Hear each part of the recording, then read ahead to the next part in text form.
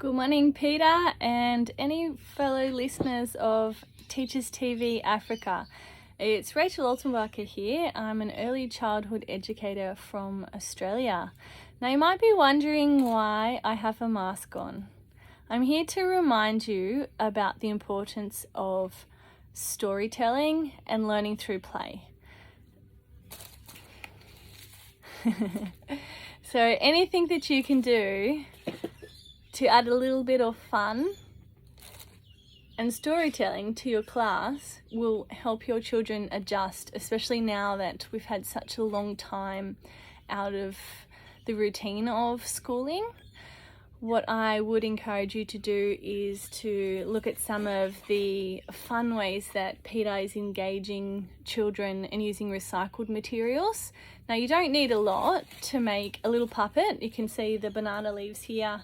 We've just made these. This is actually teacher Dora's idea. One of my friends who works in Uganda, she made these from banana leaves. It's very simple, but this is a very powerful teacher for children. Okay, it captures their imagination and their attention. We have a lot of other puppets that we use in environmental education to teach children about bees and pollination. So when you have a little puppet and you want to capture a child's imagination to read them, say, a story, they're more in tune to listen. Now, don't forget they've also been disrupted. They're spending a lot more time playing, so their attention spans are not going to be quite as good. So anything that you can find, resources, this is just cardboard, magnifying glass to inspect things. You can also make some bug hunt cards where the children can go on adventures. I found working with children in Uganda, they were quite frightened to be out in the garden.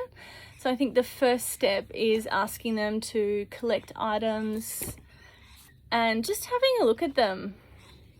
You know, here, this is a nasturtium leaf. You can see the extraordinary patterns.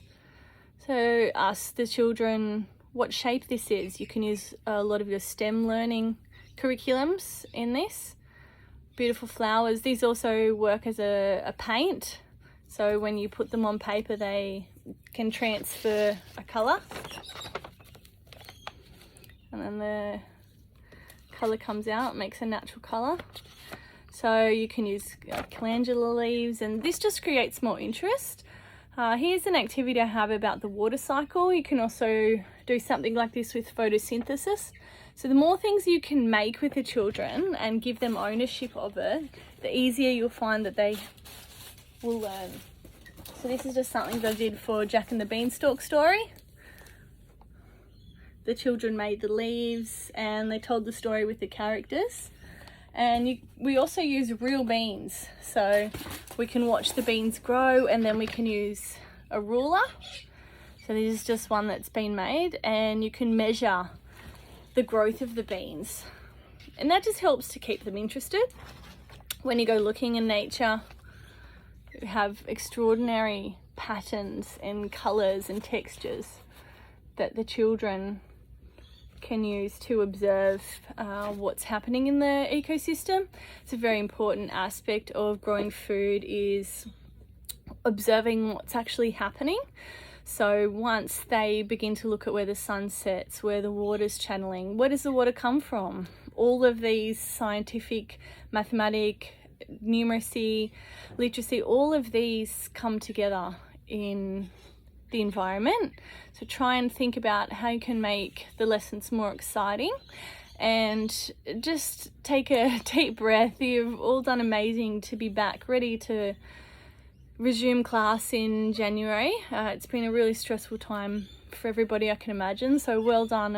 I'm really proud of you that you're getting back into the classrooms, and I wish you all the best. If you need any ideas or inspirations, motivations, Peter from Teachers TV Africa is fantastic. I've really enjoyed our time exchanging ideas and just watching how he engages with the children.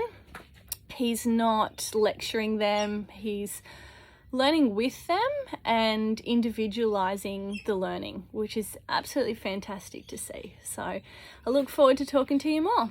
Take care. Bye bye.